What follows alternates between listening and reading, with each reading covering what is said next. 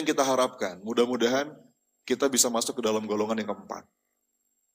Yang keempat inilah yang disebut dengan the real happiness. Ini adalah yang sering kita minta dalam setiap doa kita. Bahagia dunia, bahagia akhirat. Setuju nggak? Betul ya? Nah, ini yang perlu kita bahas. Orang kalau sudah sampai pada spiritual happiness, Bu, dia tuh hatinya susah disakiti. Pengen nggak Bu punya hati yang kayak begitu? Pengen nggak? Sama, saya juga pengen. Bismillahirrahmanirrahim. Orang itu kalau ditanya kenapa, Bu, kalau ditanya kenapa, maksimal 5 kali. 5 kali itu maksimal. Nanti ketemu jawabannya pasti karena kepengen bahagia. Contoh, nanti ibu-ibu di rumah tanya deh sama suaminya. Misalkan ya, Pak atau Ayah, Bi, kenapa sih mau capek-capek kerja? Siang malam, kadang-kadang berangkat gelap, pulang gelap, lembur-lembur, capek. Kenapa ya? Kenapa Pak? Kenapa sayang? Kenapa yang pertama? Jawabannya apa biasanya kalau pertama? Apa kira-kira jawabannya? Hah? Ya kan saya kepala rumah tangga gitu kan. Ya kewajiban saya cari nafkah, kewajiban saya untuk kebutuhan dan lain sebagainya. Tanya lagi, kejar lagi, kenapa yang kedua? Ya kenapa Bapak mau ambil tanggung jawab itu? Mungkin jawaban yang kedua mulai, ya karena saya kepingin anak istri saya bahagia. Saya kepengen kamu bahagia, saya kepengen anak-anak bahagia. Kejar lagi. Tanya kenapa yang ketiga? Kenapa Bapak kepengen anak istri bahagia? Karena kalau kalian bahagia, saya bahagia. Nah, ketemu tuh, baru 3 kali udah ketemu. Coba tanya. Atau gini deh, Bu, kenapa ibu mau sholat? Kenapa Bu? Jawab. Ya kewajiban ini gitu kan. Ini kewajiban Ustadz, ini perintahnya Allah. Oke, tanya lagi kenapa yang kedua. Ya kenapa? Kenapa mau jalanin kewajiban? Banyak orang yang gak jalanin kewajiban. Kenapa Bu? Mungkin jawabannya ya ini perintah Allah Ustadz. Kita hidup di dunia cuma sebentar. Kita perlu nyiapin bekal. Supaya nanti di akhirat kita lapang, kita bahagia, kita bisa masuk surga. Kenapa mau masuk surga? Ustadz, surga itu puncak kebahagiaan. Di sana kita bisa bahkan melihat wajahnya Allah dengan begitu banyak keindahan. Anda lihat Bu, baru 3 kali. Jadi sadar atau enggak? Coba aja ditanya. Anda ngelakuin apapun, termasuk datang ke sini hari ini. Datang ke majelis taklim, kuliah, belajar, ngaji, ibadah, memilih sesuatu. Itu kalau kita gali, kita tanya, maksimal 5 kali kalau menurut teori ini, nanti kita akan ketemu ternyata motif terdalam kita itu karena kepingin bahagia. Dan Allah tahu itu, makanya semua orang itu punya persamaan. Kalau kata Imam Ibnul Qayyim Al-Jauzi dalam kitabnya, apapun latar belakang kita, apapun warna kulit kita, dari manapun daerah asal kita, bahkan apapun agama kita, semua orang tuh punya satu persamaan. Apa itu? Sama-sama kepengen bahagia dan nggak kepengen menderita, betul ya? Itu dorongan dasar secara psikologis. Nah masalahnya ada orang yang lewat jalan yang salah, ada orang lewat jalan yang benar. Nah ini yang perlu kita bahas. Teori tentang kebahagiaan ini Bapak Ibu banyak banget, besar banget, luas banget. Dan kita akan coba mengupas beberapa intisarinya. Bagaimana kita tahu ilmunya untuk menemukan sebenar-benarnya kebahagiaan. Saya menyebutnya the happiness journey atau the journey of happiness. Gini Bu, saya mau ngasih Anda beberapa pilihan deh. Kalau seandainya saya menawarkan Anda 4 pilihan makanan. Ini ada menu nih, menu makanan. 4-4-nya burger. Supaya gampang bedainnya. Ada 4 burger yang mau saya tawarkan kepada Anda. Yang pertama, burger yang pertama ini rasanya enak. Pokoknya enak di lidah. Saya jamin begitu ibu makan pasti ketagihan. Tapi dia nggak sehat. Jadi burger yang pertama, burger yang enak, tapi nggak sehat. Mau milih nggak? Yang bener. Tergantung Ustadz, kalau gratis bolehlah gitu sih. Sekali-sekali. Oke, itu yang pertama. Tadi yang pertama apa? Enak tapi nggak sehat. Ini nama teorinya the hamburger of happiness. Ya. Ini ya kalau anggaplah bisa juga diganti dengan bakso gitu. Berarti diubah nama teorinya the bakso of happiness. Ya. Tapi intinya yang pertama makanan ini enak tapi nggak sehat. Oke? Ada yang kedua. Yang kedua ini nggak enak bu, nggak enak tapi sehat. Pilihan yang kedua. Udah mau milih belum? Belum? Masih nunggu yang lain ya? Nah, pinter. Yang pertama enak tapi nggak sehat. Yang kedua nggak enak tapi sehat. Udah punya pilihan? Masih nunggu ya? Ada yang ketiga. Nah yang ketiga nih, yang ketiga ini bu, udah mah nggak enak, nggak sehat. Mau milih ini? Tapi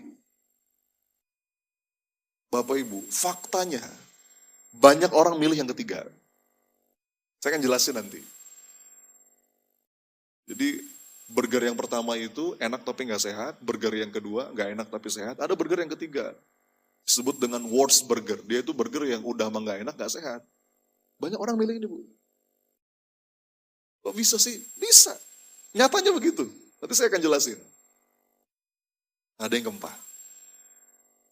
Yang keempat itu burger yang sudah dibuat sedemikian rupa sampai dia itu enak di lidah, insya Allah cocok di lidah kita, plus sehat.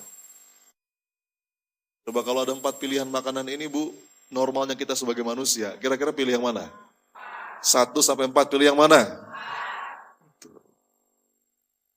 Kan mestinya kita milih yang keempat ya. Maksudnya apa nih Ustadz? Maksudnya apa nih Coach? Jadi 4 analogi hamburger ini ibu-ibu, itu mewakili 4 kelompok manusia dalam memandang kebahagiaan. Ya. Orang-orang yang memilih burger yang pertama, apa tadi yang pertama? Enak tapi nggak sehat. Itu mewakili kelompok yang namanya hedonis. Disebut dengan hedonistic pleasure. Paradox of hedonism. Biasanya bu, orang-orang hedonis itu hidupnya itu cuma mentingin sekarang. Yang penting sekarang enak, yang penting sekarang happy, yang penting sekarang seneng. Terus masa depan gimana? Nggak usah dipikirin. Rumah engke. Gitu ya. Boleh tuh. Yang penting sekarang aja bro, YOLO, you only live once. Nikmatin hidup ini. Yang penting sekarang happy. Nanti masa depan gimana? Itu mah. Itu kelompok hedonis. Milih enak padahal nggak sehat. Ada kelompok kedua. Tadi apa yang kedua? Nggak enak tapi sehat. Ini namanya kelompok disebut dengan red racer. Ciri khasnya tuh begini. Nggak apa-apa lah sekarang saya menderita. Sekarang saya susah. Yang penting di masa depan saya bahagia. Apakah begitu? Ternyata nggak tepat juga kalau begitu bu. Ya. Ada orang kayak gitu, nggak apa-apa lama sekarang saya susah, menderita, stres. Yang penting mas harapan saya, masa depan saya bahagia. Nggak apa-apa lama saya di dunia saya susah, yang penting mas di akhirat saya bahagia. Apakah begitu konsepnya? Nggak gitu ternyata. Ini orang yang nggak apa-apa nggak enak, yang penting sehat. Nah gitu kan. Kalau yang pertama itu mentingin masa kini, ya masa depan dia nggak peduli. Kalau yang kedua, yang penting masa depan aja. Yang sekarang dia nggak peduli. Ada lagi yang ketiga. Tadi yang ketiga apa? Dia yang nggak enak, nggak sehat, itu namanya, istilahnya itu paradigma nihilism, Bu. Apa namanya? Nihilism. Jadi orang-orang di kelompok ketiga ini, dia udah nggak peduli dengan masa kini, apalagi masa depan. Biasanya orang-orang kayak gini tuh kejebak di masa lalu. Jadi hidup segan mati tak mau. Apa Bu? Hidup segan, dia biasanya punya traumatic life event yang dia belum bisa move on. Jadi orang-orang udah putus asa dengan kehidupan. Orang-orang di kelompok ketiga ini dimotivasi kayak gimana pun susah, Bu. Dikasih motivasi, dikasih semangat, ngapain sih? Jadi udah gak ada gairah hidupnya. Istilahnya itu paradigma nihilism. Dia gak hidup di masa kini, juga gak peduli dengan masa depan.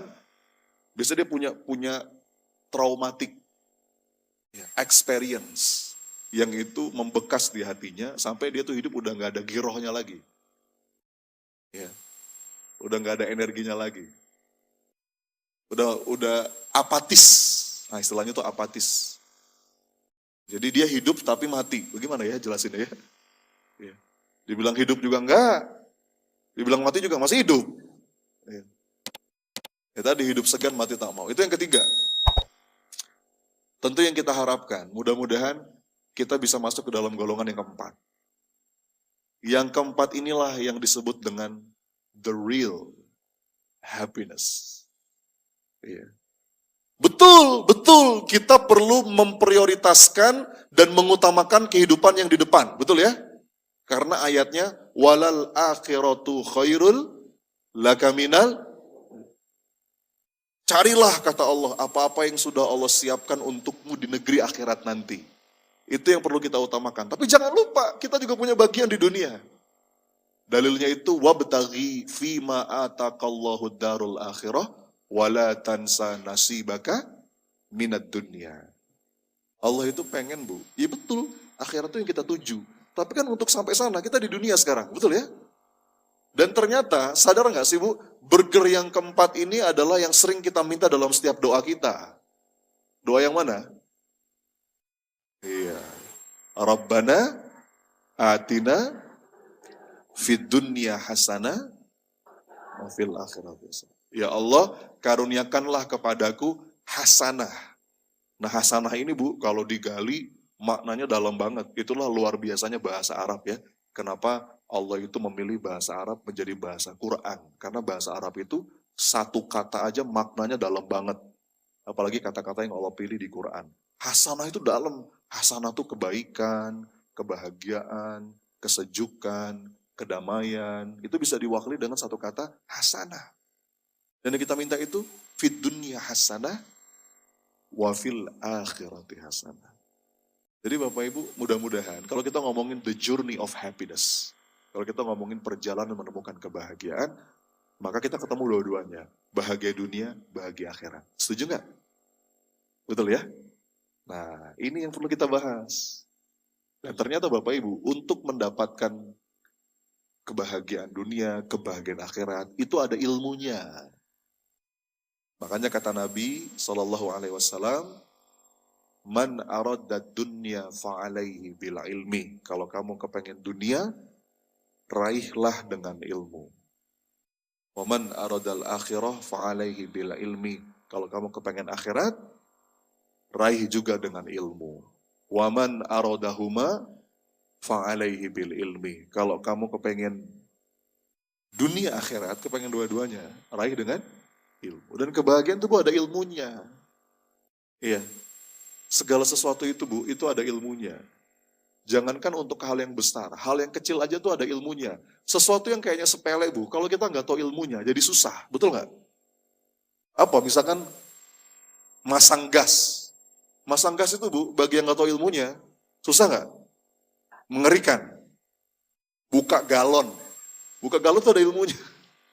Ya, kalau nggak ada ilmunya jadi susah. Begitu udah tahu, oh gini doang caranya gitu kan. Nah ngomong gini doang itu kan baru kita ucapkan kalau kita tahu ilmunya. Apalagi kalau ngomongin kebahagiaan, ini kompleks Bu. Dan saya akan coba rangkum Bu, materi ini menjadi cukup padat. Ya.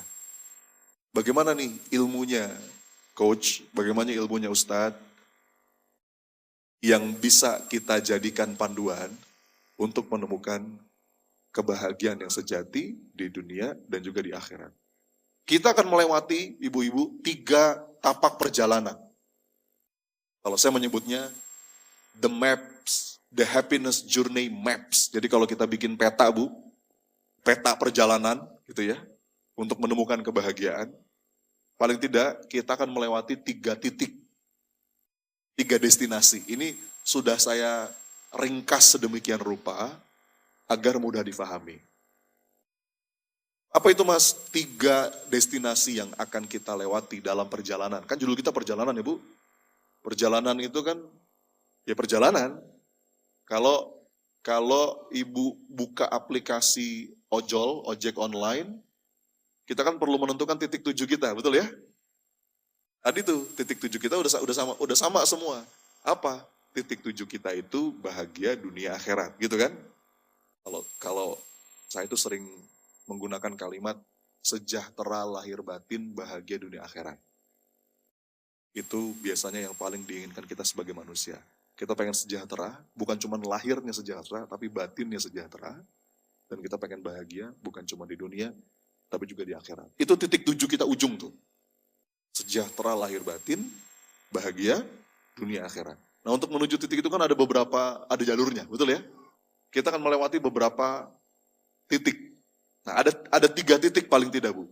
Yang pertama, titik yang paling dekat. Apa yang disebut dengan material happiness. Material happiness. Apa Bu? Apa itu? Kebahagiaan yang berkaitan dengan hal-hal yang bersifat materi. Itu titik pertama tuh. Kebahagiaan materi. Ini penting nggak? Penting nggak? Jangan bilang ini nggak penting. Ya. Ini penting Bu. Perlu kita tahu ilmunya. Ya. Ibu-ibu udah tahu belum? Penyebab penyakit stroke. Ternyata penyebab penyakit stroke itu adalah ketidakseimbangan antara stroke gaji dan stroke belanja.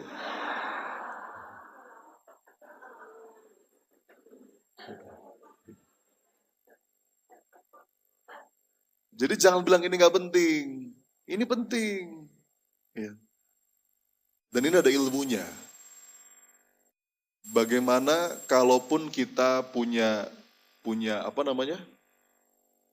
materi, itu nganterin kita pada kebahagiaan. Jadi kalau titik pertama, material happiness, itu pokoknya sesuatu hal yang berhubungan dengan materi. Misalkan, ketika tanggal muda. Atau kalau bagi ibu-ibu ketika baru dapat transfer dari suaminya. Itu material happiness. Sampai ada ibu-ibu yang bilang begini, Mas, kalau buat saya ungkapan paling mesra dari suami itu bukan I love you. Terus apa dong Bu? Ketika suami saya bilang, "Mah, papa udah transfer ya."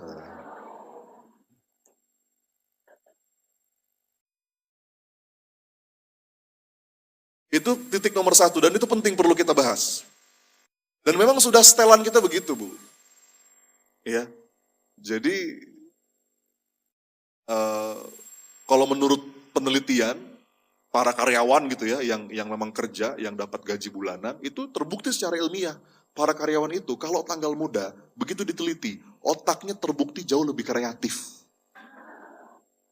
Dibandingkan ketika tanggal tua. Enggak, ini saya serius. Saya serius ini.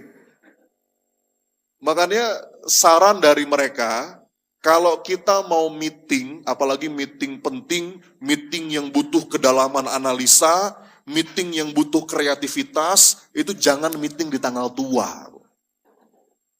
Meetinglah di tanggal ya. Ketika dapat sesuatu, dapat hadiah, tiba-tiba dapat bonus apa gitu, itu kita nggak bisa pungkiri, kita ada kebahagiaan tersendiri, gitu ya. Mendadak wajah jadi lebih cerah ya kan, beda lah ya. Sinar wajahnya kalau lagi banyak duit tuh ya.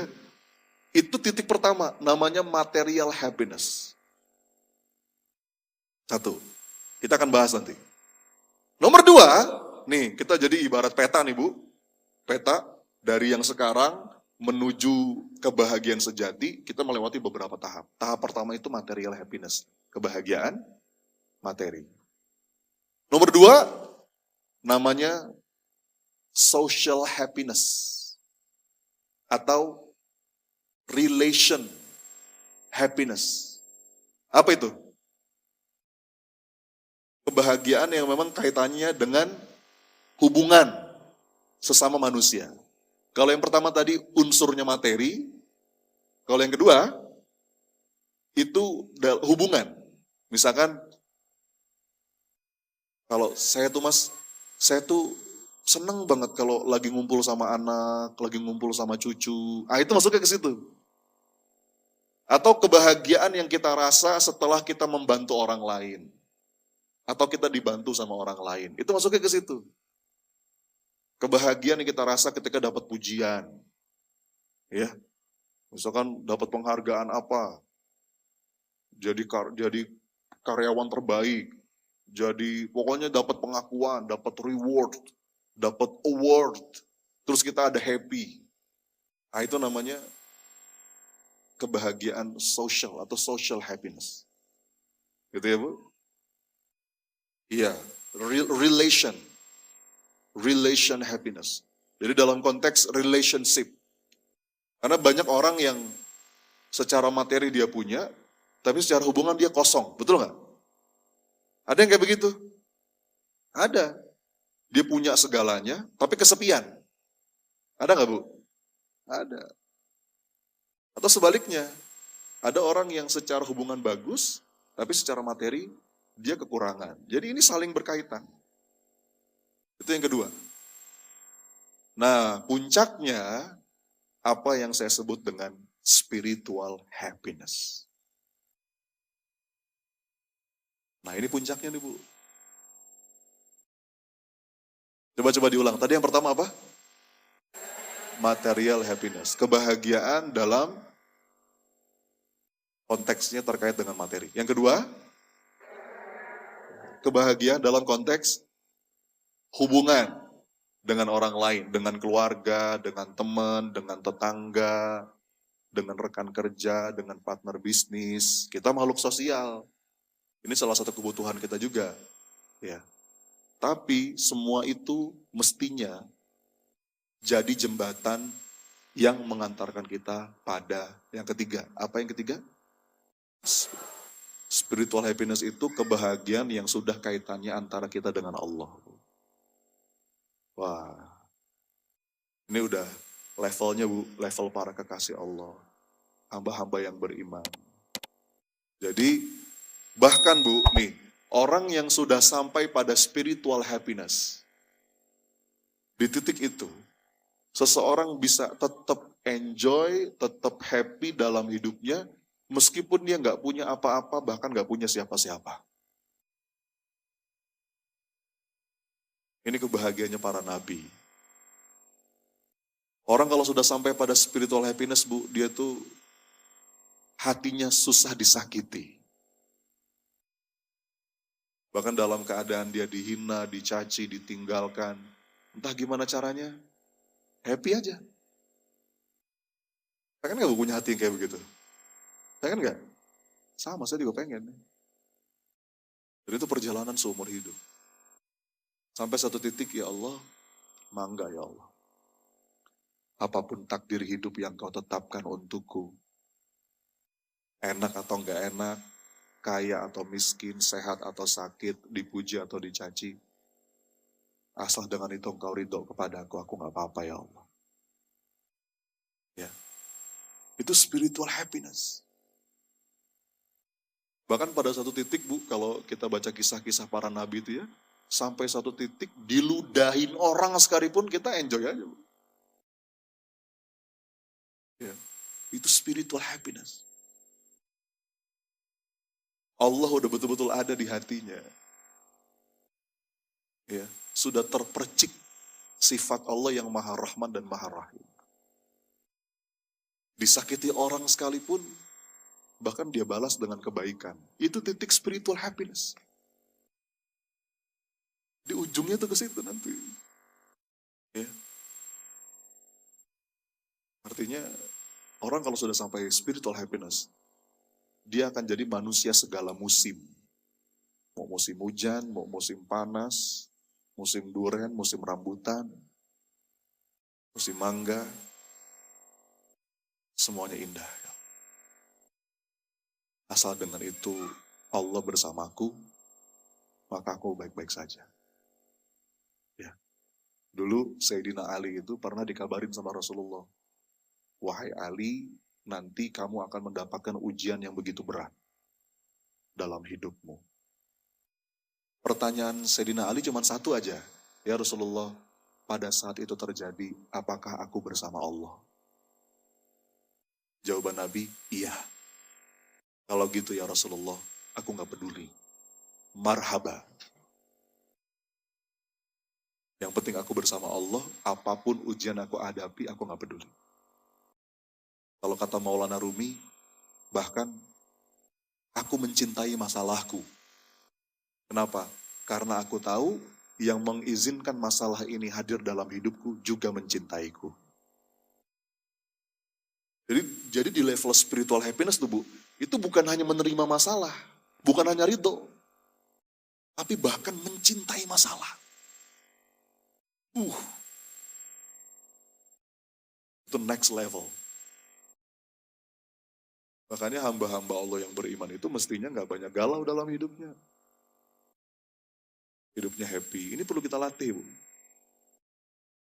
Kan sering saya sampaikan ya, makanya senyum itu Bu, senyum itu bukan perkara kecil. Kadang-kadang kita nganggap remeh senyum. Senyum itu Bu, itu perkara besar. Senyum tuh ekspresi yang paling jelas ridhonya hati seorang hamba. Begitu pula sebaliknya, merengut. Itu bukan perkara kecil Bu. Apa? Baut ya? Itu kayak apa ya? Kayak menunjukkan dia tuh kayak nggak ridho dengan takdir ketetapan Allah. Ditekuk mukanya. Ya. Coba sekarang lihat kanan kiri sampai senyum. Ayo Bu.